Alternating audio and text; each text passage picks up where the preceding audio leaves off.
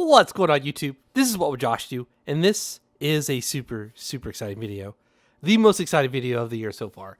This is the Anker Solix C2000 Gen 2. It's a big boy. It's quite heavy. This box is small but heavy. And I also want to provide a full disclaimer that I paid $749 plus tax for this thing on Amazon, and it took about 10 days to get here after I bought it, so it says heavy package. And then there's some additional information as far as the box and stuff. All right, let's cut this thing open. Alrighty, so we have a quick start guide at the very top of the box. We have a warranty card, and then we have the unit. Alrighty. These arms don't lift, bro. This thing's kind of heavy, but it's like deceiving because it's like not a huge package. All right, so looks just like the C1000. We actually unboxed that. I'm gonna post this video first because the C1000 Gen 2 has been out for a little bit, and I'm actually working on that video. This one, since it's a brand new release, I do want to get this video out now, and I'll have the C1000 video next. But here it says, if you plan to store your power station recharged to 100% every 3 months, and then scan this QR code for the guide, and it says designed by Anker Innovations. We have Anker Solix with a nice flat top to stack something else on top of it. On this side, we have the battery expansion, so you can expand this 2 kilowatt hours unit to 4,000 kilowatt hours.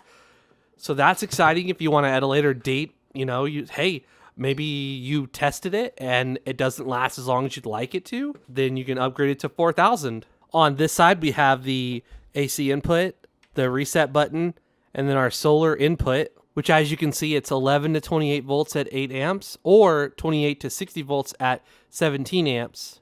And then at the business end of things, we've got the front of it. And we've got this big old plug here that I've never used before and may never use ever. What I probably would end up doing is buying an adapter that makes it another one of these.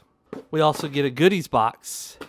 And inside this goodies box is a thick power cord and a car cigarette lighter charger. All right, so the nice thing about our current power stations are they're getting smaller.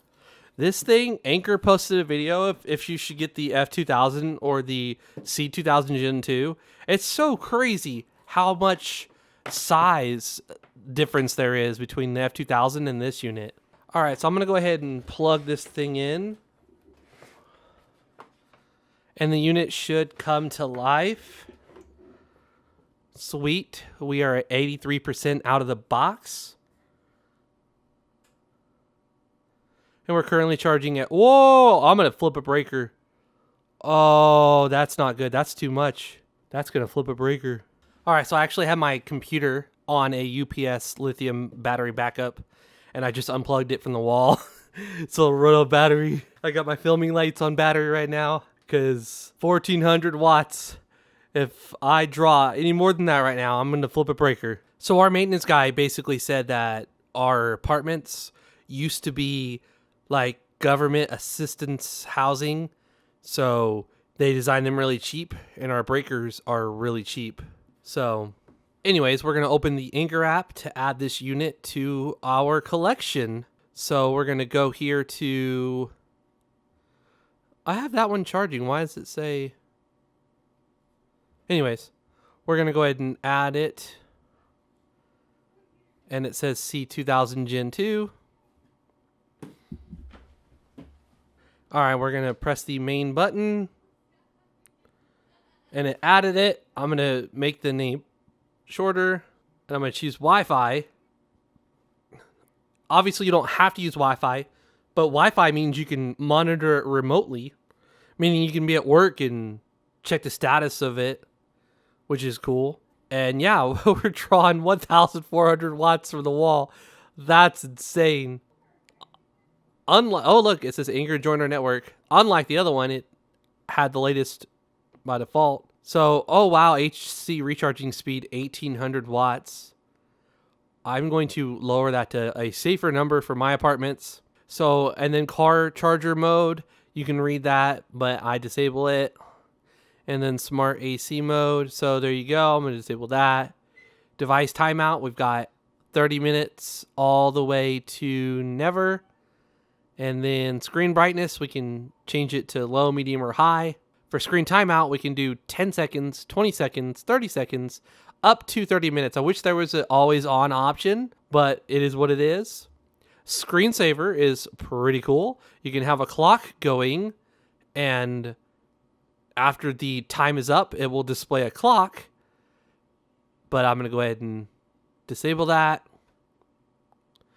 And one of the really cool things is they finally added this limit. So basically, if you drag it all the way to the right, it won't let the battery go below 20%. And then on this one, if you drag it all the way to the left, it won't let the battery go above 80%. So 20 to 80% is the safe limit. You can do that over and over and over again, way, way, way longer than if you were someone that drains it all the way to 0 and charges it all the way to 100. And especially with this being a 2,000 watt hour unit, you know, it's got a lot more battery than my 1,000 watt hour unit. So that might be something that we considered changing. And it just clicked the relay off and it stopped charging.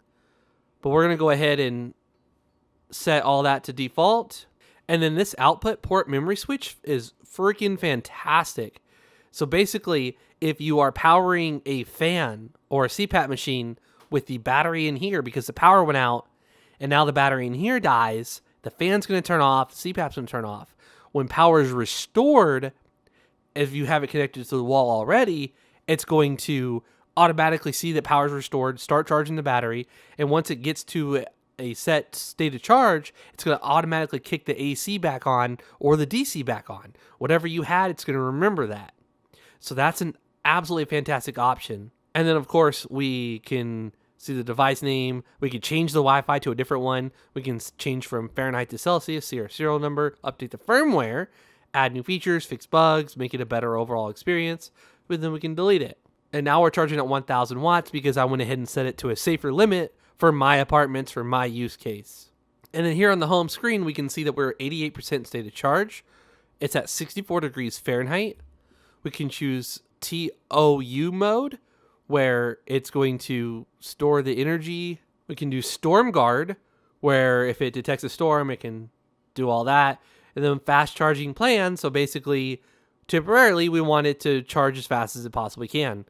You can combine AC with DC and charge it for a ridiculous speed. And then from the app, we can turn on the carport and the AC, and we can also set timers. So in 1 hour, it'll turn off the AC.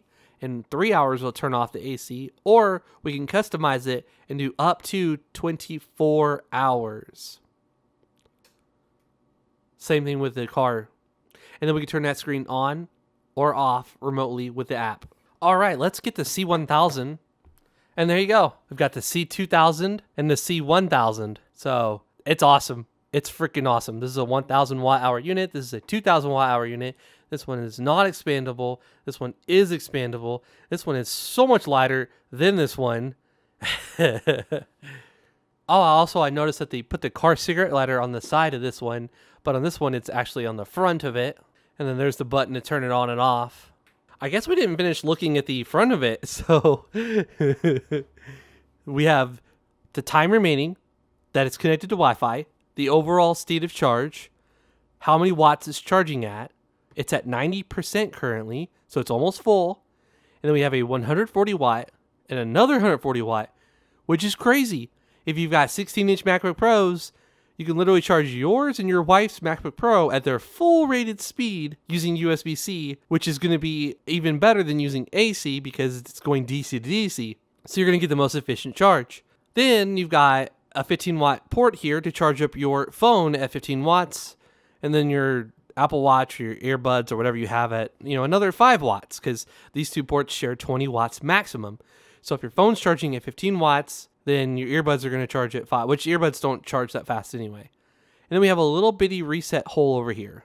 And then we have 1, 2, 3, 4, 5 outlets, and then the big outlet here, which we can always get an adapter that converts this to one of these to have 6 total. All right, this was just the unboxing. I do have a test where I'm going to basically time-lapse this thing to see how long it'll power my refrigerator freezer unit, the main one. Oh, yeah.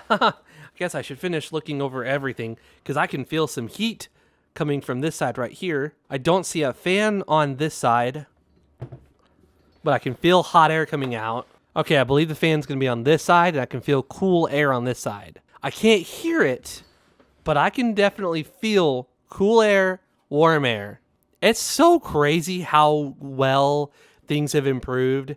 The fact that we have such a large inverter, such a large battery capacity, and it's expandable. I mean, not that many years ago, we had this unit right here come out. This is the Powerhouse 802.